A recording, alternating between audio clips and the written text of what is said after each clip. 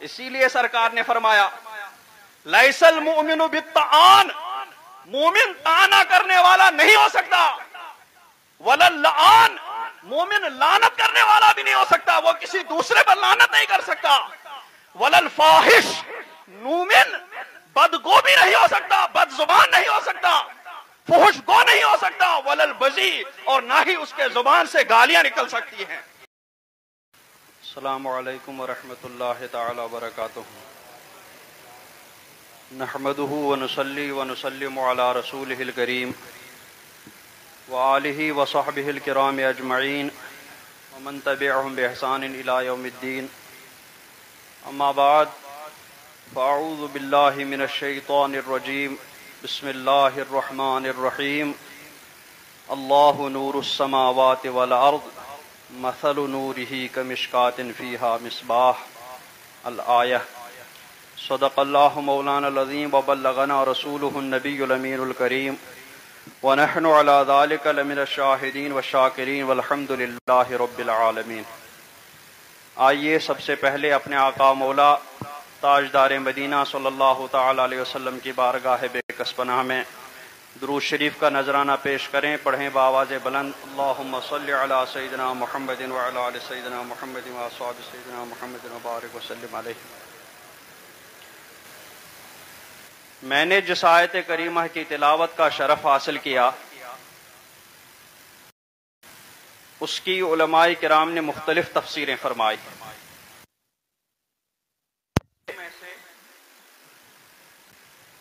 ایک تفسیر یہ فرمائی جو میں آپ کے سامنے بیان کرنے جا رہا ہوں۔ آیت کریمہ ہے اللہ نور السماوات والارض، اللہ آسمانوں اور زمین کا نور ہے۔ پھر مثل نورہ، اس کے نور کی مثال، اس سے سرکار دو عالم صلی اللہ تعالی علیہ وسلم بھی مراد لیے گئے ہیں، اور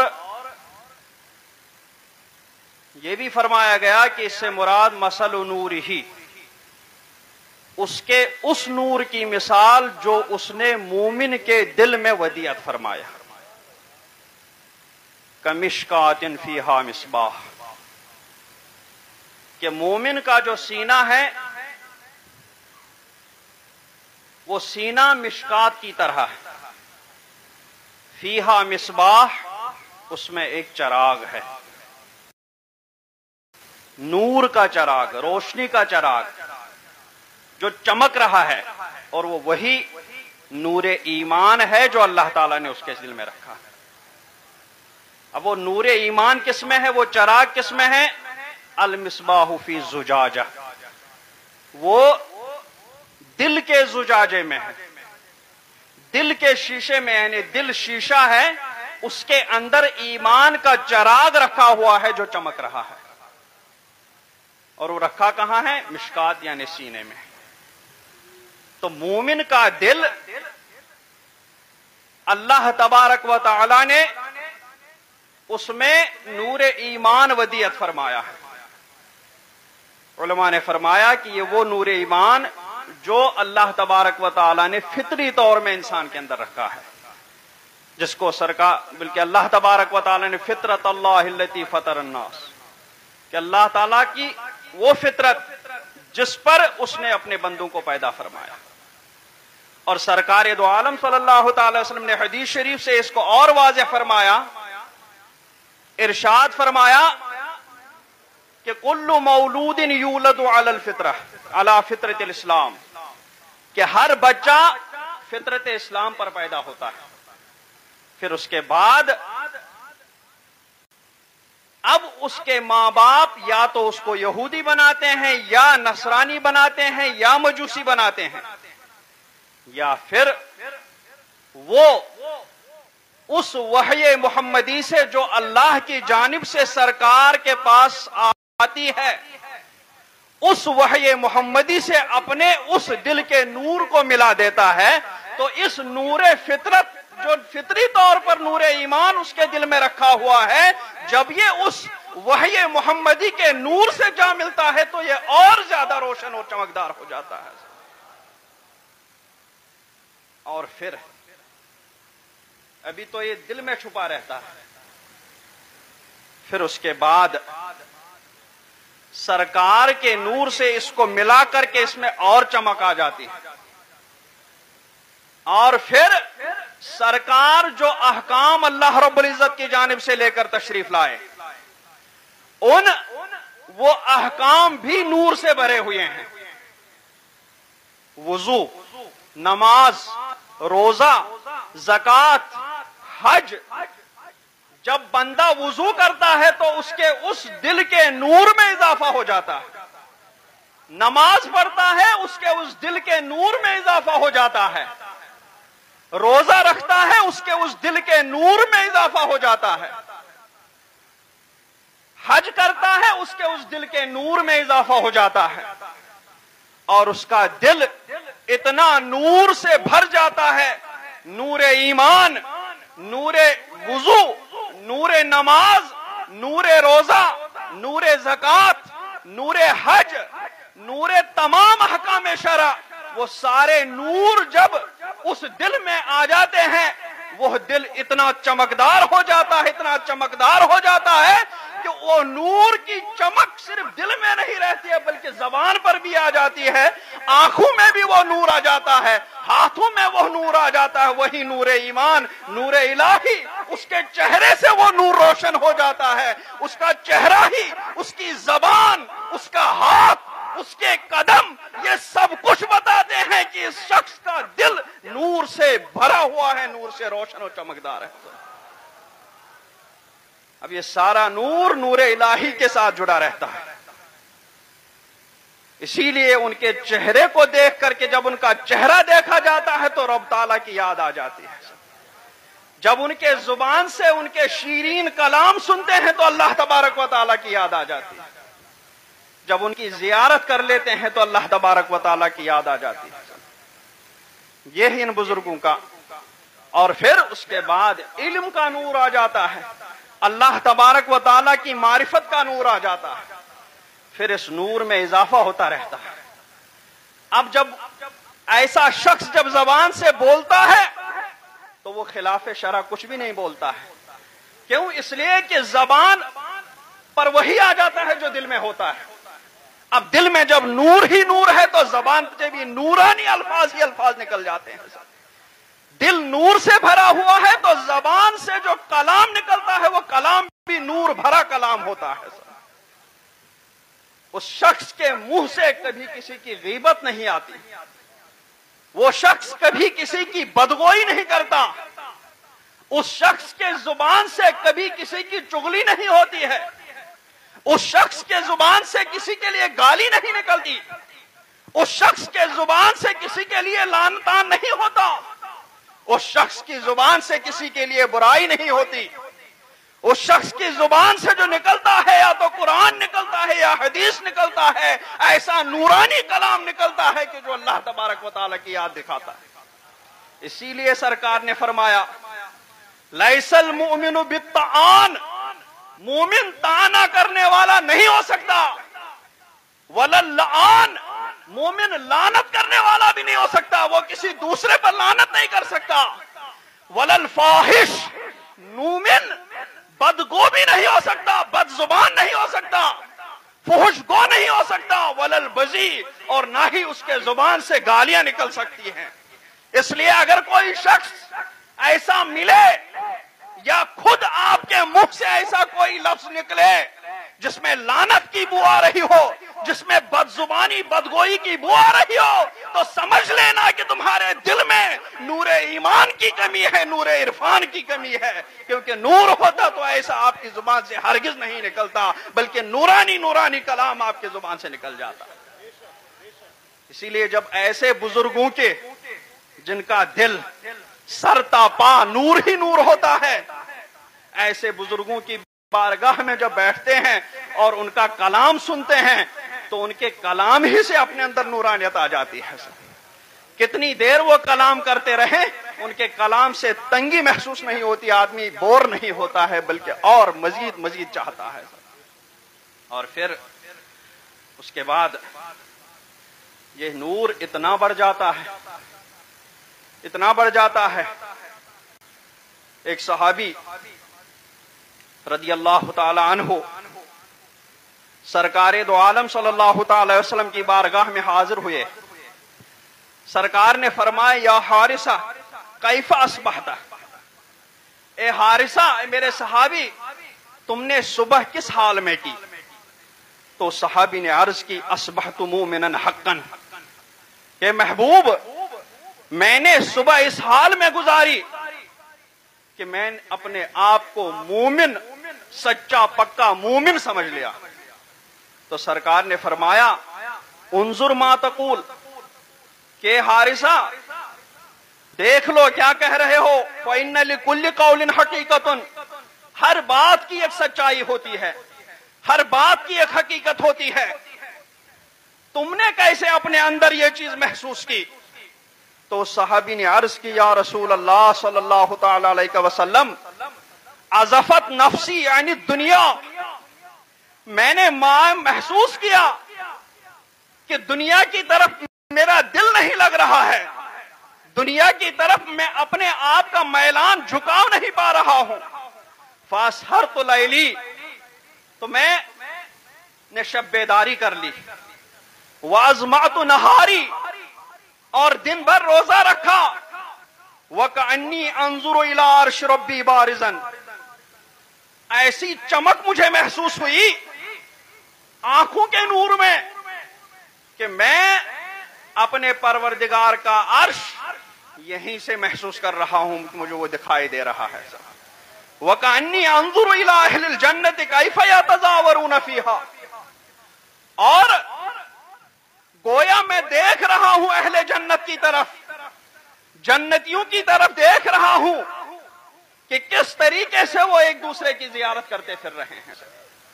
وَكَأَنِّي أَنظُرُ إِلَىٰ أَهْلِ النَّارِ كَيْفَ يَتَعَاوَوْنَ فِيهَا، اور گویا میں دیکھ رہا ہوں اہل جہنم کی طرف کہ کس طریقے سے وہ چیخیں مار رہے ہیں. تو جب اس صحابی نے یہ کہا تو سرکار دو عالم صلی اللہ تعالی علیہ وسلم نے ارشاد فرمائے حارثہ اب سرتا، تم نے سب کچھ پا لیا، تم نے دیکھ لیا.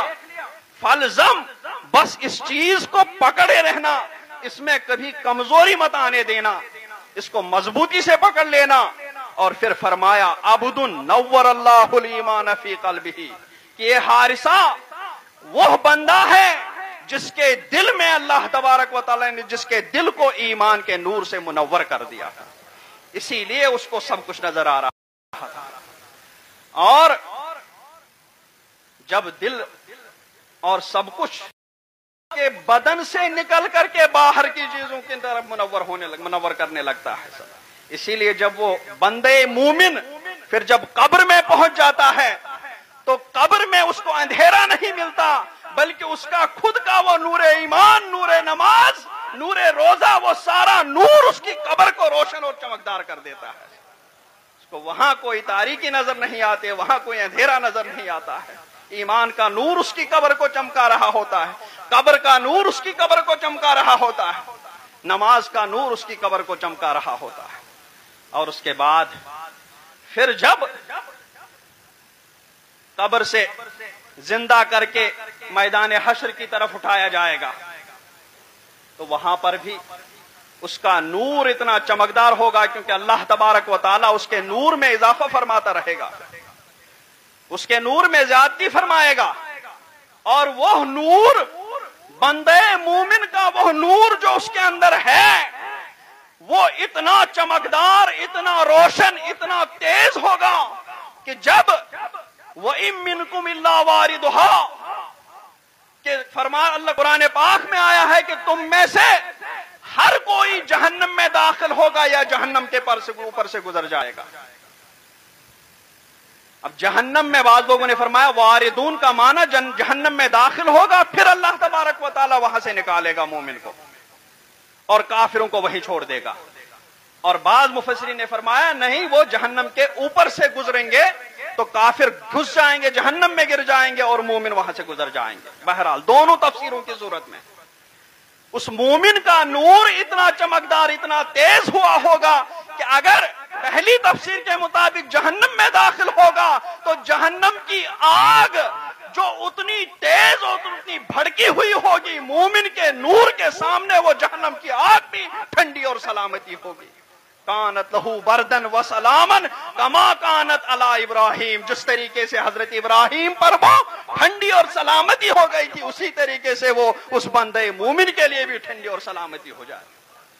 اور دوسری تفسیر کے مطابق جہنم کے اوپر سے گزریں گے، تو جہنم کے اوپر سے جب گزریں گے تو ان کے نور سے جہنم کی اس بھڑکوں پر، لپٹوں پر اتنا اثر پڑے گا کہ جہنم بھی بول اٹھے گا کہ اے مومن جز انت، جلدی سے گزر جاؤ، فإن نورک اطفأ لہبی، تمہارے اس نور نے، تمہاری اس چمک نے، تمہاری اس روشنی نے میری بھڑک کو بجھا دیا ہے، تم جلدی سے یہاں سے گزر جاؤ تاکہ میری بھڑک پھر بھڑکتی رہے۔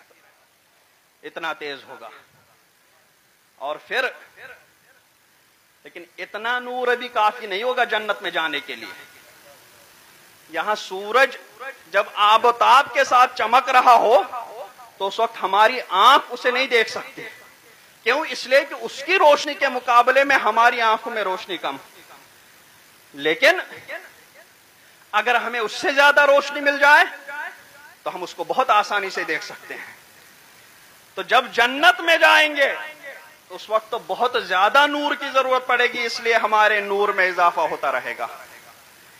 جنت میں تو یہ تو سورج ہے دنیا، جنت کی چیزوں کے بارے میں تو یہ ہے کہ اگر ناخن کے پورے کے برابر بھی جنت کی کوئی چیز دنیا میں آ جائے تو دنیا کے دونوں کناروں کو وہ روشن اور چمکدار کر دے گا، اتنا چمک رہا ہوگا۔